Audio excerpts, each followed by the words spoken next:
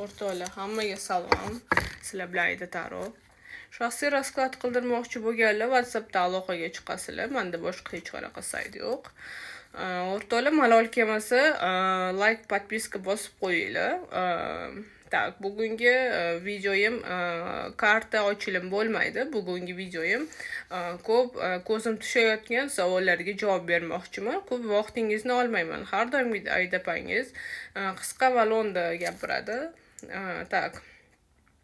Nimaga videolaringiz boshqa o'sha tarotchilarga qaraganda qisqa qo'yasiz, ko'proq gapiring, sizni eshitish yoqyapti yokida ko'proq ma'lumot olishni xohlaymiz deydiganlar diqqatiga.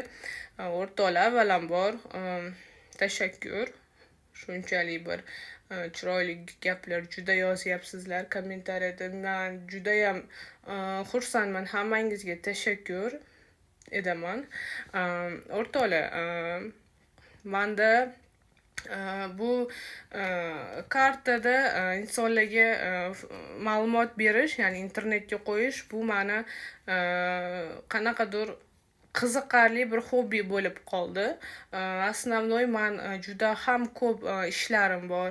O'zimni shaxsiy klientlarim va qiladigan ishlarim, rituallarim juda ko'p.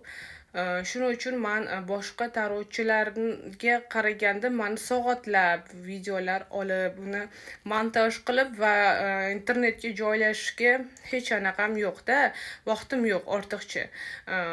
Eng главный, men eng savolingizga javob точно, ясно, tamom beraman. Ha, yo'q. Men shunday ayolman. Boshqalarga o'xshab men bitta kartani olib, misol uchun umuman ma'nosi boshqa, lekin boshqa gaplar gapirib, insonlarni qo'pol qilib aytganda qulog'iga lag'mon ilib karta men ochmayman. Ha, yo'q. Menda shunday odat borda, men shunday ayolman. Men cho'zib o'tirishni xohlamayman. Eng главный narsaga insonlarga yechim topaman, tamom. Endi soatlab xohlasangiz, albatta личный раскладni jonim bilan soatlab qilib beraman. Lekin menda ko'z tegmasin avvalambor. Nazar değmesin. O'zimni sodiq klientlarim ko'p va ularning ishlari, rituallari ko'p bo'lgani uchun men vaqtim uncha bo'lmaydi.